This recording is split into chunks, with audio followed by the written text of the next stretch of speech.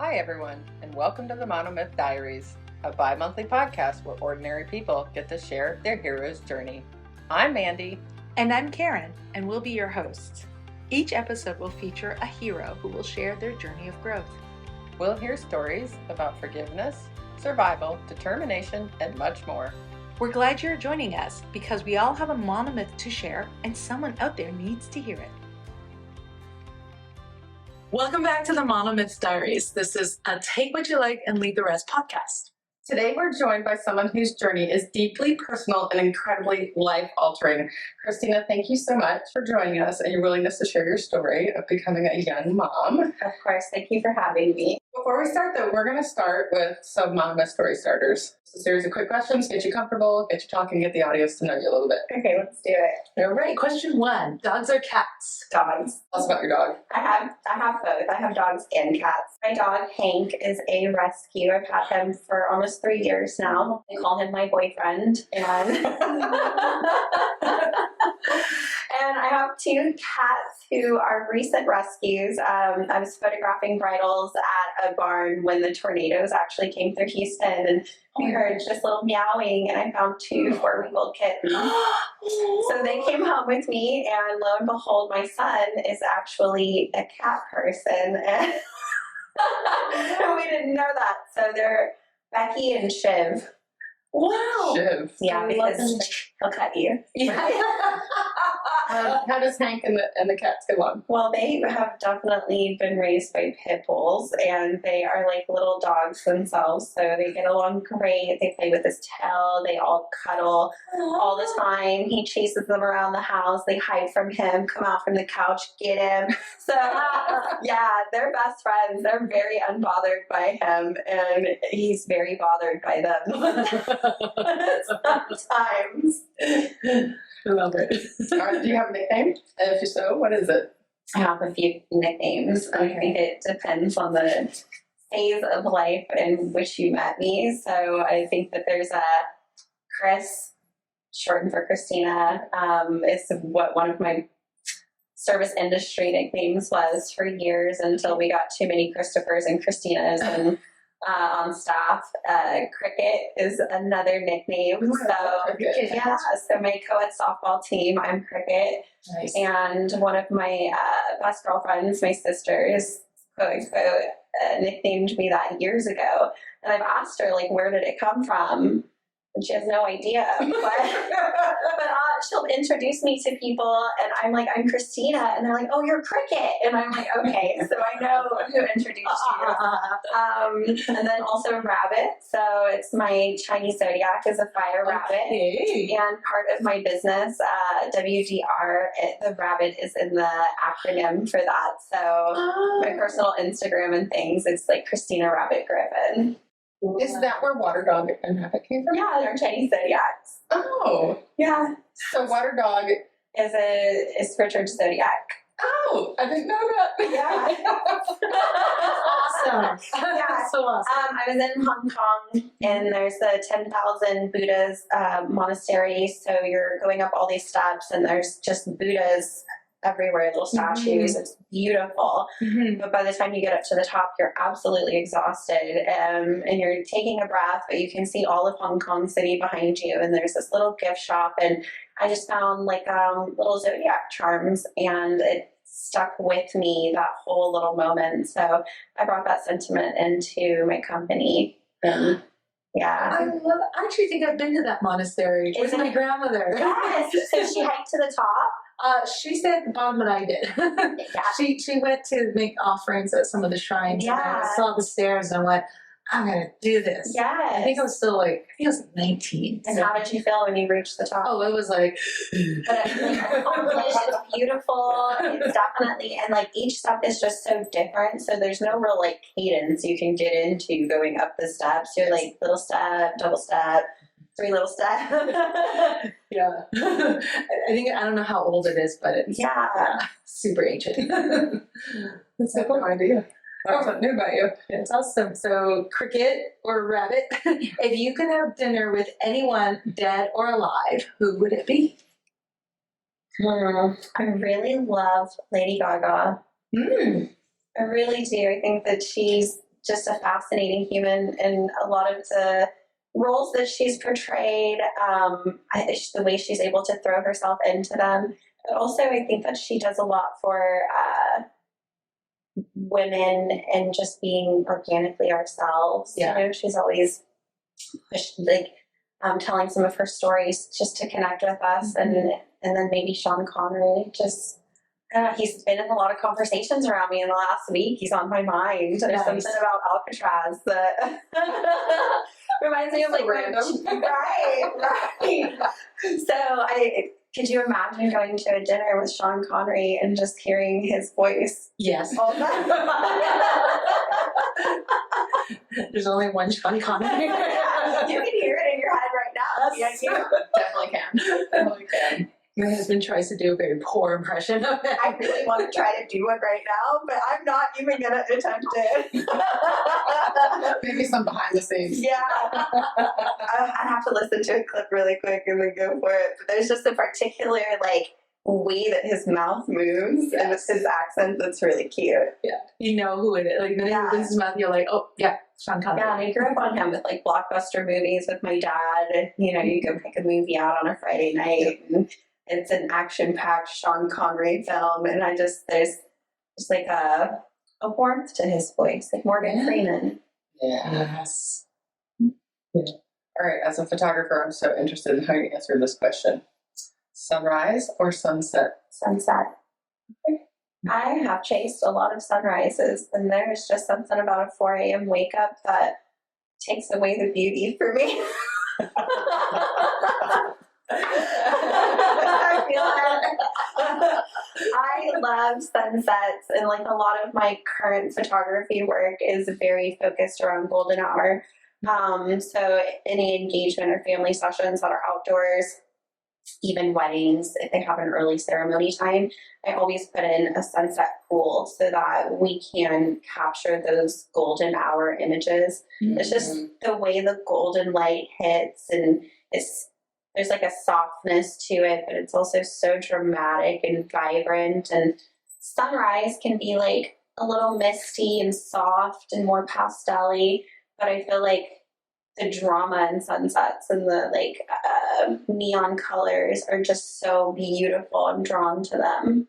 I knew you would bring the photography into it. Mm-hmm. I know we did Westons in the evening like that. Sure did. Specific, like 90 minutes before golden hour is prime time. So that's why I'll like check the sunset, be like, sunset's at 6:15. We should meet at like 4:45 and go into outfit 1, 2. Because sometimes if the cloud coverage is dramatic enough, you get like those really beautiful colors, but you get it for like 14 minutes, and you've got to be logistically prepared. And I always feel really proud when I'm able to get all the shots and poses I want in during that, because like there's no reshoot. You have so much time. That's the challenge. And then blue hours on, and everything goes really cool around you as soon as the sun sets. Do you have a favorite quote or mantra? I listen to tons of affirmations every day. So I think a powerful quote for a mantra for me is just telling myself every day that you are enough and you are doing a good job. We're going to talk about that again later in the episode. Yeah. Because we've talked about this. What's your favorite song? Oh, my favorite song. There is a song, 1,000 Years by Christina that I was a huge Twilight fan. Weston is too. I love Sings that song all the time. And you know, it's the intro to so many weddings. There's instrumentals and the Bridgerton, and it's just so beautifully done. I've loved it since it first came out, and it was one of the songs that I would sing to my youngest son. After he passed away, I didn't want to listen to it or hear it, and then I got into the wedding industry and I heard it all the time. So now there's this beautiful moment where all you can do is kind of smile. So that song just evokes a lot of emotion in me when I hear it. So Christina, can you take us back to the moment when you found out that you were pregnant? I was 13, so this was 2000, and my son was born, it was 2001, because he was born November 2001. So Right. I probably knew a couple of months into it just because you don't get your period. And I didn't take a test or anything. I was going on to summer break. So it was the summer of my 8th grade year, and I was going to visit family in Colorado for a month. So my younger brother and I were flying out there, and I was going to be staying with my aunt, uncle, and my cousins. So this is my mom's younger sister. And she's from Colorado, so it was a visit to like see my grandparents out there. And so we're in Colorado, and I am confiding in my cousins. I have 2 guy cousins and 2 girl cousins out there.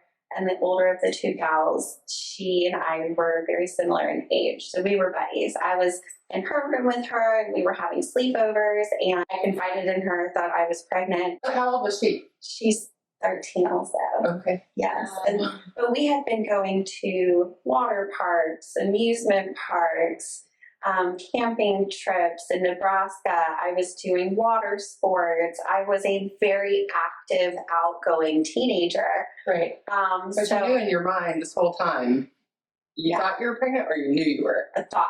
Okay. It's just a suspicion. Yes. Yeah. But I'm also 13 and incredibly naive, raised in a very religious household, and though taught about the birds and the bees, and though experiencing the act of it, which I lost my virginity at school. So I was very active in all of my extracurriculars. So straight A student, winning awards for math competitions, in theater, bringing home trophies for everything that I did. So I just had a lot of access to the school, and there was a lot of trust there. So I definitely took advantage of that. But so summer hits, and I tell my cousin, and she tells my aunt. And my aunt, we're like at the zoo, and we're all having this little family trip, and we go home, we drop off the other kids. My aunt has a one-on-one with me, and she was like, "Christina, are you pregnant?" I was like, "Well, I don't know. I haven't actually taken a test." And so she took me to buy a test, and that was when it was confirmed. And then we had to go over, how do we call my parents and tell them what was going on, right? So were you pretty close with your aunt? We grew up in Texas, and so we would see them every now and then. We would talk on the phone, though.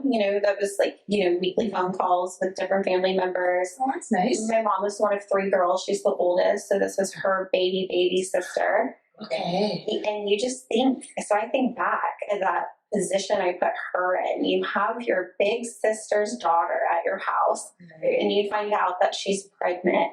You also have 4 children of your own, and you're like, how do I manage this situation? And I think she did it with so much grace.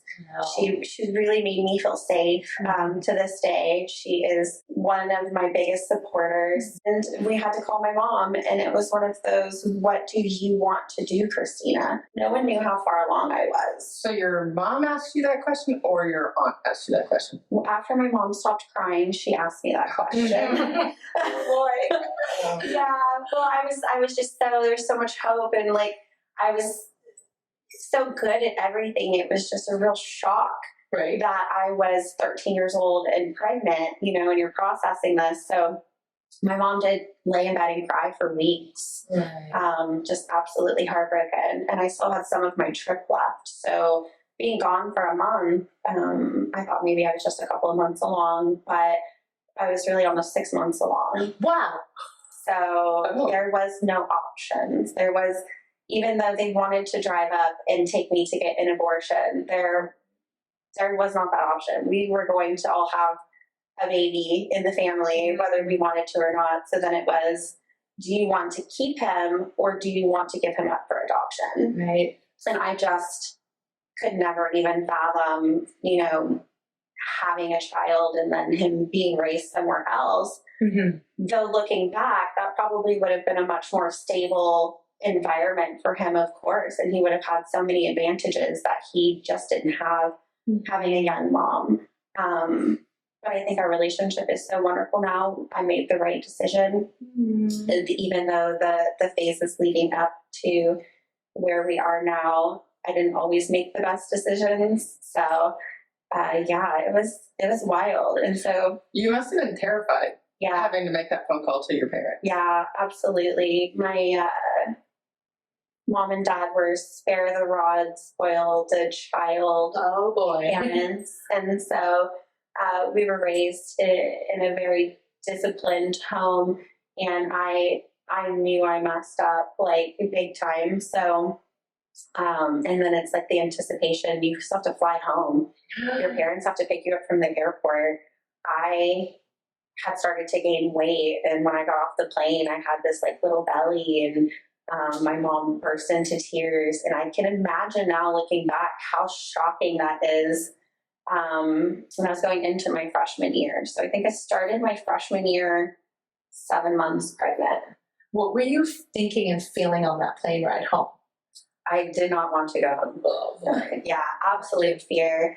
But also, I think there was just a naivety to what I was going to be getting into. You don't realize how many things go into being pregnant when you, I'm on my parents' insurance, but they aren't covering everything. So then having supplemental Medicaid and starting to figure out the government programs available to help. I mean, I couldn't have a job. I didn't drive. And that was something that my family had to pick up, is not only the tab for an additional mouth to feed, but also like the errands and, you know, prepping the house for a baby to be there. And it took a village, and it was me, my parents, my older brother, and my younger brother. So it sounds like your parents eventually got on board with you wanting to keep your son. Yeah. So they weren't at first. Is that accurate? No, of course. And I think everybody was just kind of like, what do we do? Right. And it was also awkward, like meeting his dad's family. And, you know, his dad lived with his grandparents and was 15 when my son was born. Right. This is junior dad. Yeah.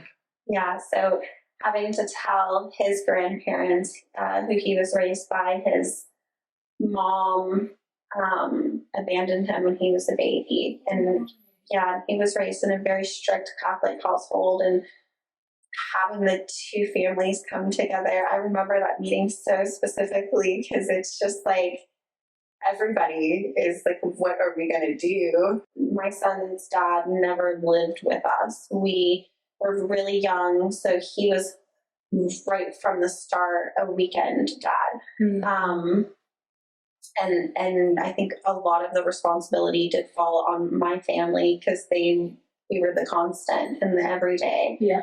But I also didn't make decisions as an adult for my child until he was a couple years old. I didn't even drive with him for the first time until he was 3. Oh my God, and it was a Halloween. Oh, wow. Yeah.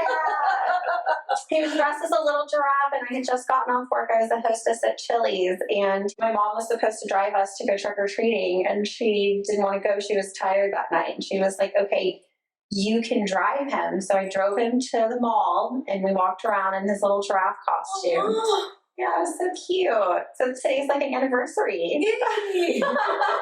It's been 20 years. Wow. Yeah, that's cute. Yeah, just for fun. How old is you today? Just for people that don't know. So you're in your 30s. Yes, I'm 37.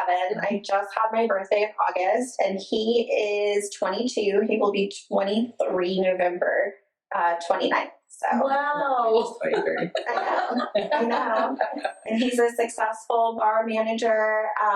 We have such a wonderful relationship. We just took a trip to Portland together for Portland Cocktail Week. It was really fun to see him as a young adult experiencing life and travel and making new friends and bringing education back to his staff here. All the years in our relationship that really brought us to this moment. So y'all have such a nice relationship, and you both have such a success story, and we're so excited that you're going to get to show everybody how you got from a teenage mom to your successful, awesome, authentic, lovely self. So I'm so I excited. do tell people all the time when I meet them, I am a teen mom success story. So You really are. yeah, and they're shocked when they meet me that I have such an older child. People meet me and automatically assume that I'm 28 or 32, that I haven't even really started my life yet. And then they find out that I'm an empty nester. It's a very unique situation I find myself in. Yeah, very life altering. Yes. Do you want to circle back around to, so you've had Junior, you've given birth to him, and you're living at home. Yes. What was that like as a mom? You're in high school, but at the same time you're having to live with your parents and raise your child. Right. What is that like? Very frustrating. Right. Very demeaning at times, I think, because I didn't know anything. But in that moment, I thought I knew everything. So I'm glad to hear you say that out loud. So many of us say that. You think you know everything when you're a teenager, right? Yep. you really do. And there were moments raising my own teenager, I was like, Christina, you're such a pain in the butt parent. Right? Those little moments of realization, but it was incredibly difficult. I was still in school until about 7.5 months pregnant, and I was riding the bus, and that was bouncy, and it was mornings. I was in a really large Houston school, so I just didn't want to go back one day. So I dropped out of school. I was going to homeschool. Right. So there was this like Hargrove homeschool where they get you a box of booklets, you read through them, take your tests, and then you have your high school education. Not really a self-starter or a learner in that way. So I found that difficult to do. And self-guiding yourself at 14, I also found difficult to do. So I really lacked in education during that time of my life. And I was practically a stay-at-home daughter. So 14 years old, this little baby, both of my parents were working full-time. It was wake up in the morning and how do you prep the house for success? So everyday chores, dusting, mopping, vacuuming, prepping dinner for everyone when they got home that evening. And then also my older brother ended up having a baby when my son was about 7 months old. So then we had a second little one in the house. I did not realize that. Yeah, my niece Gianna, very close in age with my son. So they were raised kind of like siblings. And my job was to stay at home with both of them. So a lot of cooking, a lot of cleaning, house management, until I was able to get my first job. You weren't just being a mom at this time. You're also taking care of your entire family, like your brothers and your parents, because you're running this entire household and 2 little ones. Yeah, and my mom and dad were working very long hours to monetarily provide for this situation. So I look back at that as well, and I'm sure that was a huge burden for them to take on that I did not fully appreciate in the moment. But also, I was a little wild as a teenager. So they were also managing having a teen mom who also acted out as well. There were a lot of imperfections in my personality then. And I think that child trauma I have gone through, and as I process the things I've done as an adult, I feel as if the trauma I experienced as a child with just different things led me to be a hypersexual teenager. And I was always seeking a relationship of some kind. I was sneaking out of the house. I was having humans pick me up from driving school and skipping driving school and going out and having fun because those were my couple of hours that I didn't have my child or something. Right. And then getting caught in those things and the repercussions of that. So it was Not by fire. yeah. So no real social interactions. All your friends are in school. No senior prom, no homecoming. I went to an orchestra banquet once and got to dress up for that. So that was fun. My friend brought me as his date. But all of those things that I loved about school, I really missed and regretted. And I think I acted out a lot. Did you continue to date Junior's dad during this time? Off and on. Yes. Yeah. So, But he stays active in Junior's life during this time. absolutely. Okay. Right. Yes, absolutely. So he would pick him up and like do FFA. His dad stayed in school and graduated as a senior. He had the support from his family to like be in FFA and all of those things. So I would go to some of his school things. So what's a FFA? Future Farmers of America. Oh. Yeah, where they get to like raise pigs and different animals. Could you maybe talk a little bit about what was your relationship with Junior's dad during this entire time? Because you mentioned you're dating on and off, so I'm going to read that things weren't perfect. No, of course not. And we were so young when we started dating. It was like middle of 8th grade. So off and on a little bit. I was more off all the time. His dad adored me. And still to this day would do anything for me. He's married now and has stepkids, and my son will go over there and hang out with him and the family. But he at any point would have been by my side and just happy to be a happy little family.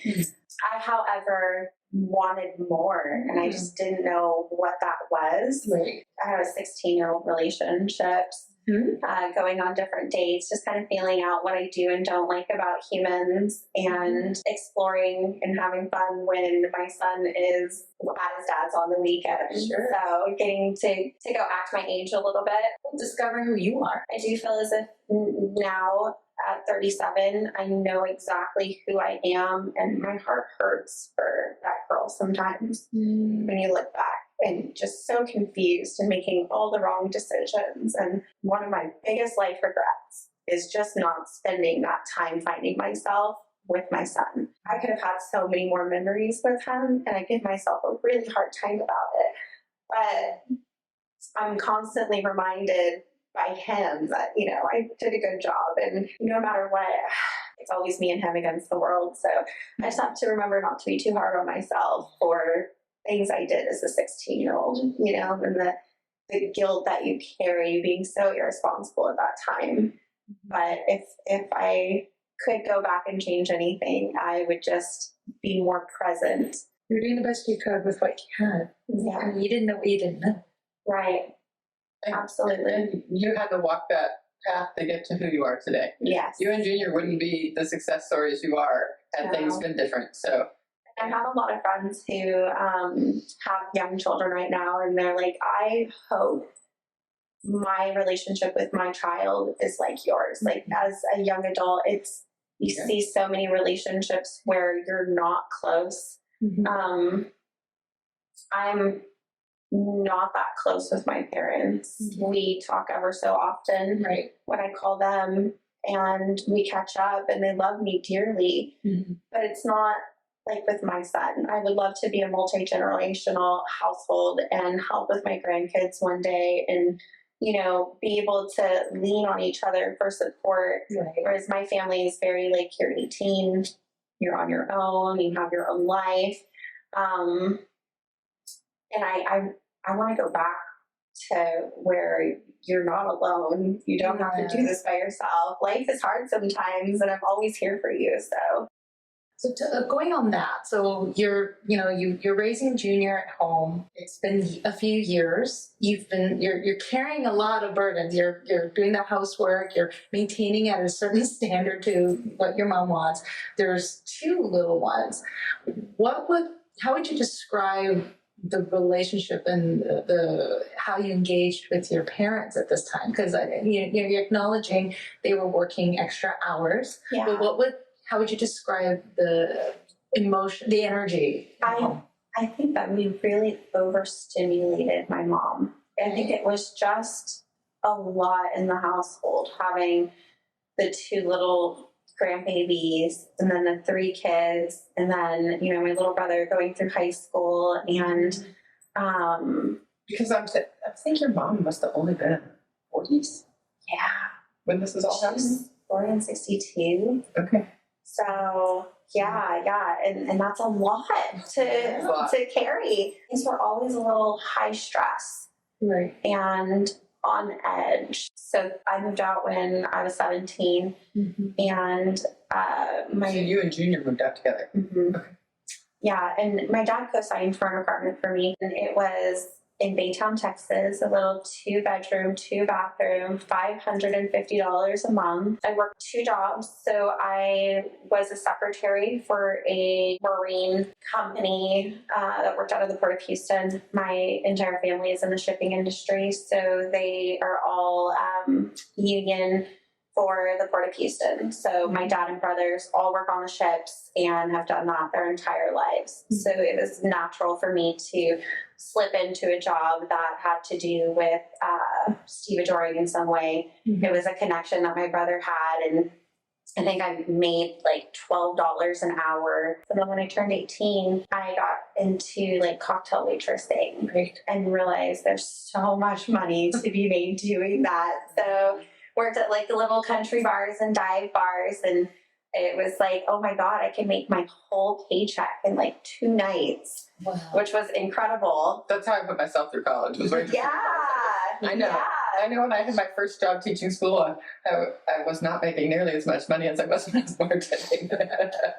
Right. But now I look back and I'm like, God, being 17 years old, managing paying rent or not paying rent, really learning money management then. I had 0 money management skills. I did so many detrimental things to, like, you go out one night and you spend any amount of money, the domino effect of that, and really learning that if I don't put a roof over me or my son's head, it doesn't really work for me like other people. I can't go crash on someone's couch.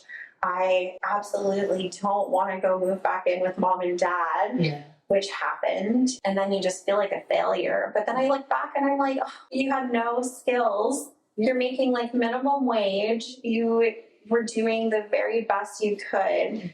But sometimes it's just hard, Christina. And sometimes unexpected expenses do come up, even when you're an adult.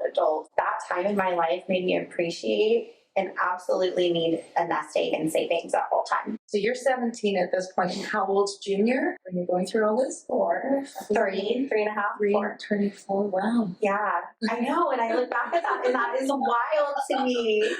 So, and you know, doing dumb little mom things, like packing flaming hot Cheetos in his lunch for him. One of my like funnest memories with him is picking him up from daycare, and it's, you know, his name is Brian. He's named after his dad. Okay. But everyone always calls him Junior. Right. From the time he was like little bitty. And I pick him up and he was being a brat about something. And I was like, Brian Sean. And they were like, wait a minute, his name's not Junior?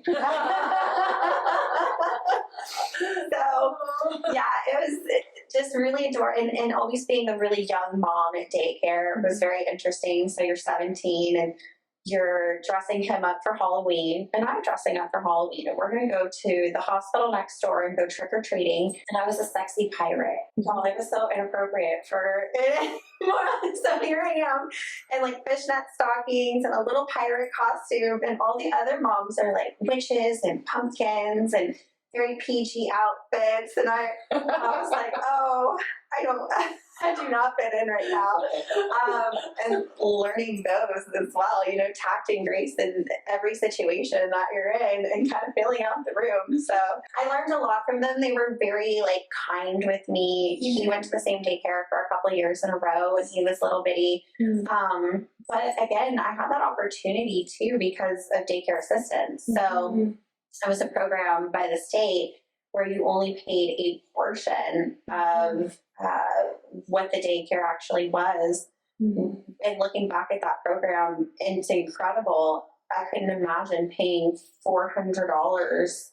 Like some moms pay like $400 a week right now for daycare. And I think I was paying $60 a week. So that was really helpful on that tight budget that we were on. You had a lot of blessings early on. Yes. You know, parents that were both working and helping you, the grandparents of Junior's dad, government assistance, your dad signing to help you get your apartment. You had a lot of blessings in the beginning. Yeah. It was difficult but I'm not trying to minimize that. But at the same time, you do have a lot of blessings going on in your life. Yeah, and in that moment, you don't realize that, right? Like Yeah. you're Young and you don't really think about those things. Yeah. Yeah, I that's the best way to describe myself. Yeah. I think when you're younger is that you're just selfish. You think about yourself a lot more than I think you do when you're older and humbled. Mm-hmm. I'm so humbled by life now. I think about what is this action that I'm doing gonna do to affect everyone around me? Mm-hmm. And I didn't have that same process at 17 years old. You were also being very teachable. Yes. You were like receiving these lessons from, the daycare workers and the people working there. And you were literally going to school to be a parent. Yeah. And absorbing those lessons so serious. Kudos to you. And growing up at the same time that he grew up. Now in our lives, any decisions that my son is making, Right. if he makes one that doesn't happen to be the best one, he looks at me and he's like, well, I'm learning some valuable lessons in life right now, Mom. And I'm like, I'm not judging because you literally watched me learn all my valuable lessons in life, like firsthand POV. And he's like, oh, yes, I did. Have you ever shared anything that like stood out to him, like watching you go? We've talked about this. We're like, maybe Junior should come on the show Yeah. sometime and tell his story. Right. And, breaking generational curses is a huge thing for us. There are memories I have with my parents that I've iterated out loud and been met with that didn't happen. And I think we just remember things differently as humans. There's your story, my story, and the truth. So I tell my son all the time, if there's something that you remember that I've done, let's talk about it. Because I am sure that in my raising you, being so young, there is trauma that I have caused, and I do not want that to fester. There's no reason for you to have a harder time as an adult, or if your inner voice is mean to you. Like, our inner voice is our parents talking to us. It's like that inner child, and how do they talk to you? And just trying to be like really positive, morally correct, and communicative when we discuss any topic now, but being open to what is he saying, how is he processing that memory, how did that make him feel, and I think sometimes just acknowledgement goes such a long way. I'm going to assume that was not what your parents did for you. Am I correct? No, and I just don't think that's their generation almost. Yeah. It's not their fault. Yeah. I think that we communicate so much more now with social media, with people being able to reach out and say, oh, you went through that? Just like this podcast, I went through that too.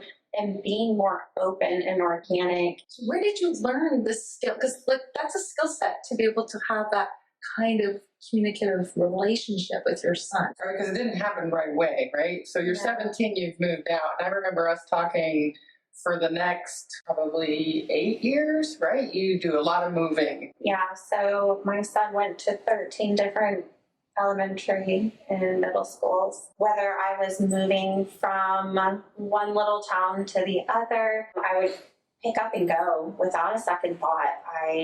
If this no longer served me, then I had no problem phasing into another phase. And now it's so funny because I want the structure and I want the long term and I want to be able to plant my garden and have that. But I was just like a breeze when I was younger, but my little one is a breeze with me. Right. No, that was so unfortunate for him. I think that it did give him the ability to really chameleon into any situation, to pick up and make fast friends no matter where he goes. But also, I think that it affected his education, just not having that consecutive teaching experience as he was getting older. And then with me being uneducated as I was, I'm no help when it comes to some of the math homework and other things that you're learning and doing. So it was not a stable time in either of our lives, my 20s that we're getting into now.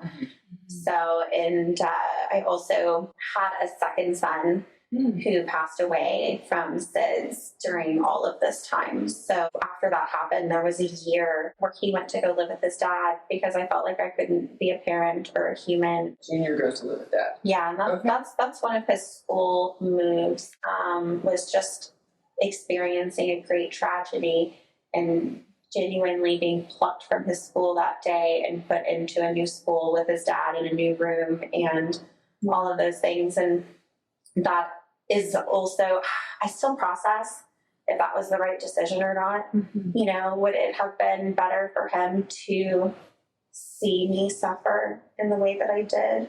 Or did I do good by putting him somewhere where he would have normalcy? But Tough decision. Very tough. So Junior, did he go live with his dad prior to your son dying? no. Okay. Yeah. It was the night that he passed away. He went to go live with his dad, and we never went back to the townhouse where the tragedy happened. We went back for a day with family and friends to pack it all up and put it in storage, but I just couldn't exist there. Understandable. So you're moving around with Junior a lot, and I know that this plays into your stories. Can you talk about your parenting style a little bit before? Yeah. What was your parenting style during these years with Junior like? Do as I say, not as I do. Spare the rod, spoil the child. If you're acting out in any way, there is a disciplinary action for that afterwards. Getting written up at school meant you got whoopings when you got home. And my mom, funny, I find out when they're older, I didn't have all of the information either. So this is part of parenting with a village, also parenting. Yeah. A lot of notes or things that would come home warning what was going on at school were secretly signed by my mom and sent back, and he'd be like, okay, well, don't do it again. And he'd be like, okay, Grandma, I won't. So I was just very in the dark about some things. So I think by the time it reached me, I did not understand why it was at critical mass point, you know, and I'm trying to be a good parent. And I think that disciplining means spankings. You thought that was being a good parent. Right. Right. Okay. Yeah. Now there's gentle parenting. Right, that's what I kind of wanted to get into, because knowing what your relationship with Junior is like now, and Now I know we're it gentle didn't start like that. Because Yes. we know one another, but not everybody knows the situation. Yes. They don't know how you got there, right? And so once upon a time, that was not your parenting style. No, So and I was loud and we yelled and we didn't talk through things. And, Right. you know, as a child, I'm the adult. You don't get emotions. You know, you stop crying or I'll give you something to cry about. And that was how I was raised as well. So that's one of those generational curses we are breaking. Yeah.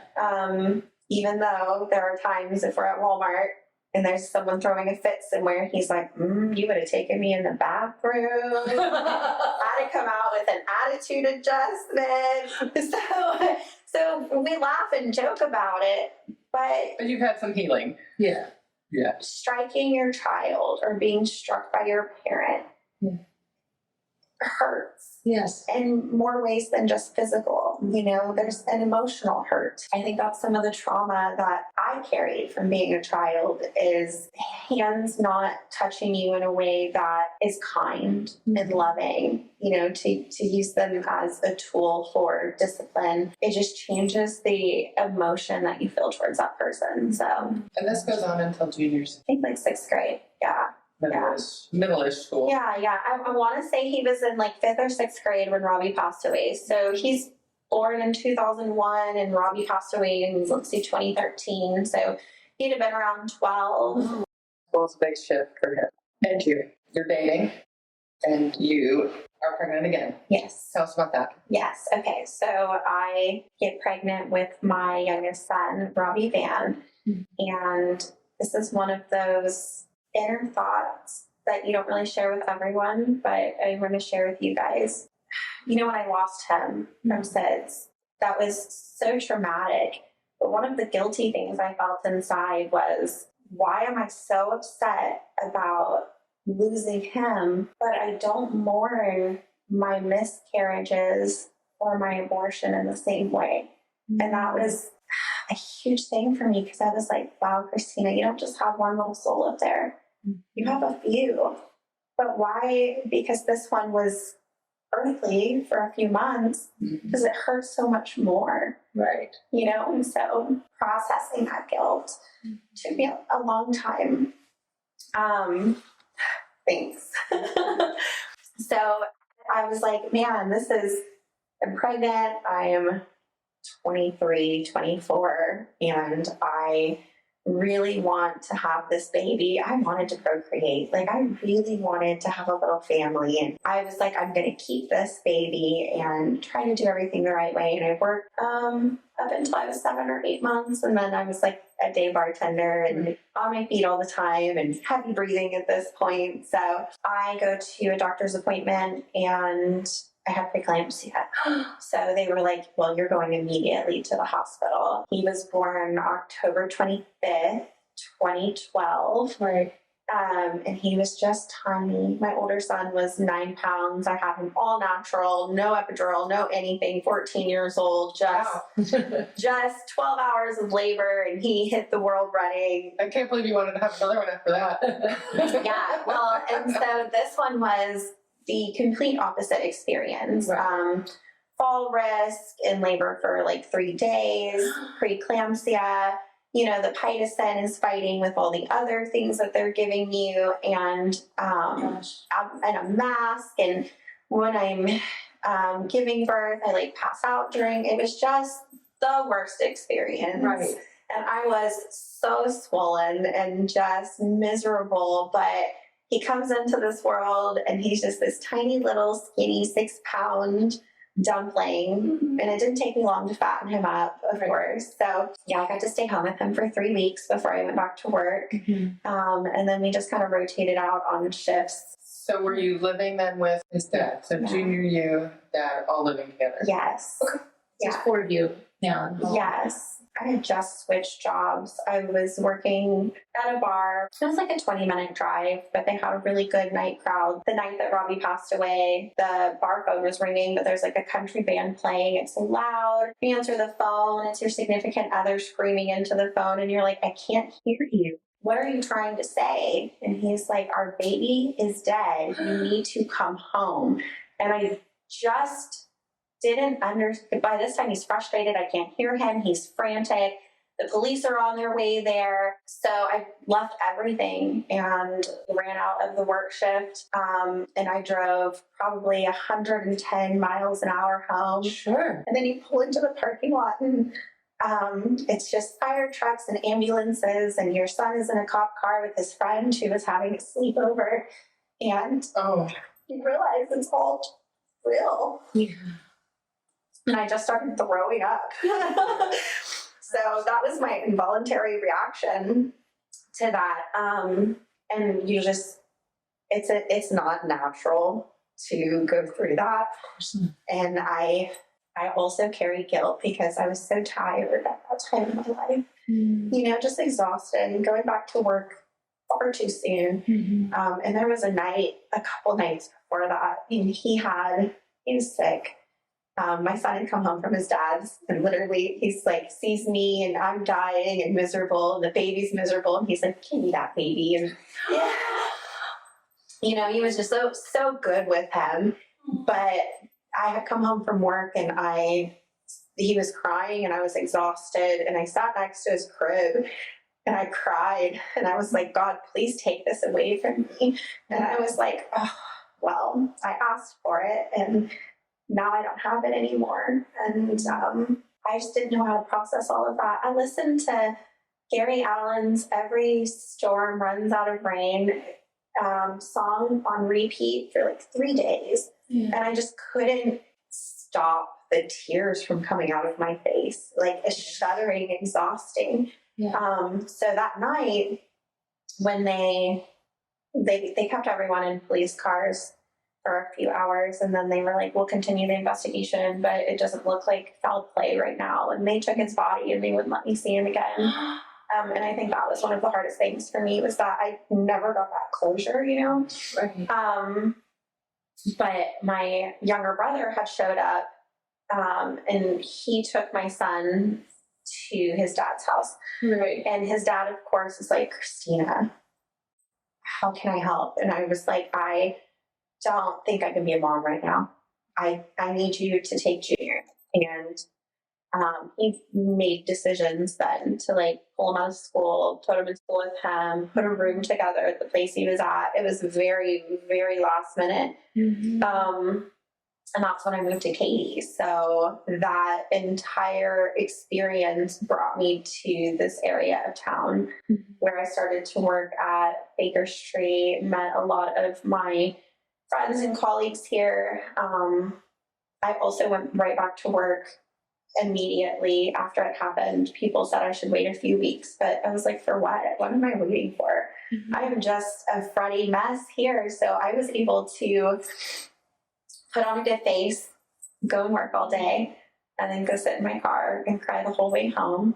And then I would go and see Junior on like Wednesdays for lunch at school, pick him up on the weekends, and we would go and do fun things.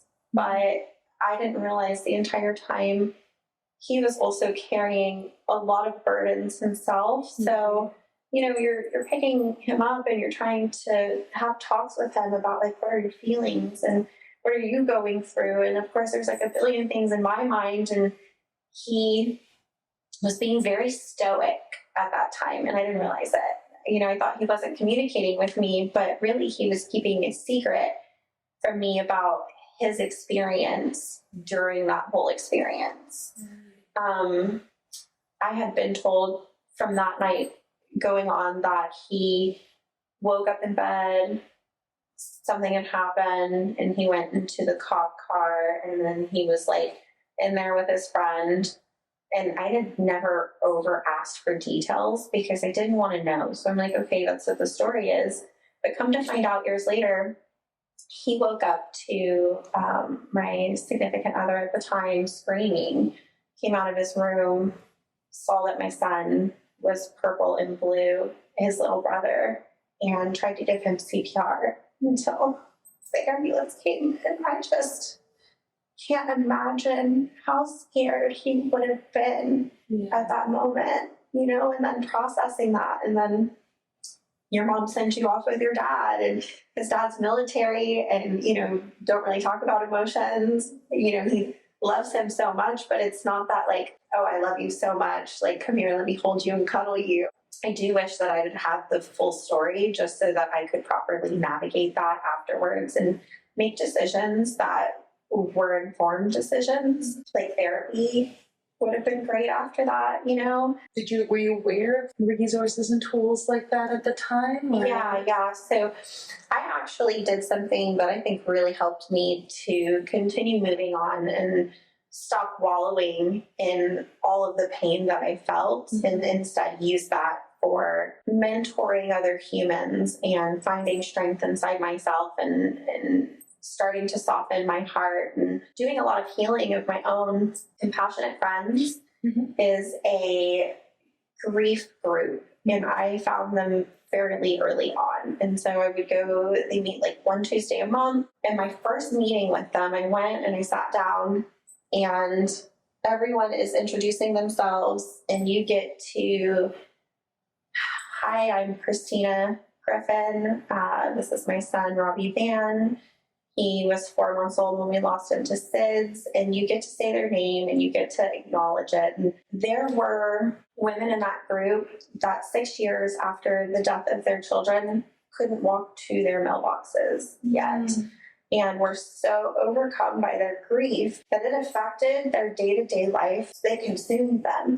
And I didn't want to be like that. So if anything, it showed me if I didn't find the strength, what my future was going to be like and what I didn't want it to look like. So it at least gave me something to like strive for, to be able to be an active member of society still, even though I'm hurting and grieving. Because I think that's one thing that we all experience together. We're all so different, but every single person in this room has experienced grief in some way. We've all lost someone that we love. So it's the grace in which we handle situations that really defines our character of who we are. And I think that was a lesson that I really started to learn in that moment. Let me ask you, how did you come across Compassionate Friends? Sounds like a godsend. Yeah, it's a national chapter. And so there's one here in Katy, and through grief and everyone reaching out to me, it was a suggested group in the area by someone that I knew. Mm-hmm. And so I made the decision to go. And though I'm still signed up for the emails, and though I don't go every month now, sure, there are times that my grief still overcomes me. It's been 12 years, and I'll think that I'm over it, right? You never get over it. And like his birthday this last Friday was just really solemn and melancholy for me. Mm-hmm. There is a day every year that is the National Bereaved Children's Day. And they do something where you can bring a photo of your child and light a candle, say their names on a microphone. And it's heartbreaking. Mm-hmm. But that heartbreak humbles me. So I still participate in those things, and we still do a little birthday cake for him. And then on his anniversary of his death, my son and I always do something special. So we had him from October through February. February 2nd is when he passed away. His death certificate says February 3rd, but we know it was the 2nd. So this giant life-altering sadness and grief, I think you and I have talked about, this is what propels you forward. Yes. You're going to start making some serious changes moving forward. Yes. Is that accurate? Absolutely. And I think that I have done such a wonderful job. And I look at myself all the time and I say, I am so proud of you, Christina, mm-hmm. because I moved out here and I genuinely wake up every morning so grateful for what I have. There's so much. I don't feel as if I deserve anything in the world. I am not entitled to anything in the world. Whatever it decides to give me, I'm so grateful for, and I'll do the very best that I can with it. Just work hard every day and continue to exude that positivity. The positive things will come back to me. I remember you and I talking, and one of the things that you said was this situation softened your heart and opened your heart to a place where you can now start to make changes. Yes. I think that's a beautiful way to say it. Yes. And you can take those life-altering moments and really go both ways. There is always the path of darkness that you can take and get sucked into, and it's a succubus. It's all-encompassing. Mm-hmm. But there's also path of light. Yeah. Which can be harder sometimes. There's a lot of hard work involved and a lot of introspection and looking at yourself and being like, was I morally correct in that situation? Did I say or do the right things? And being really honest with yourself. I think that being able to show your vulnerability to other humans it's a rarity. It's beautiful. Yeah. A lot of people aren't willing to be vulnerable. They want people to see what they think that person wants to see. Mm-hmm. But really, people are craving authenticity. Yeah. Safe spaces. Yeah. I'm so glad you found that. Yes, I found my safe space. Thank you for joining us on Christina's powerful first episode of the Monomyth Diaries. We're deeply grateful for her openness, vulnerability, and the courage it takes to share such an impactful story. Christina's journey has just begun, and there's so much more to uncover. Stay tuned for the next episode where we explore her path from heartbreak to healing. It's a story of resilience, growth, and finding light in the darkest moments. You won't want to miss it. Thank you for joining us on the Monomyth Diaries. If this episode resonates with you or someone you know, we'd love for you to share it and spread the inspiration. Don't forget to follow us wherever you get your podcasts or on YouTube to stay connected. We'd appreciate it if you could take a moment and rate and review the podcast. It helps us reach more people with stories of transformation and growth. You can visit us at monomythdiaries.com or text us directly from the show notes to reach out and keep the conversations going. Until next time, heroes, let's journey together through our monomyths.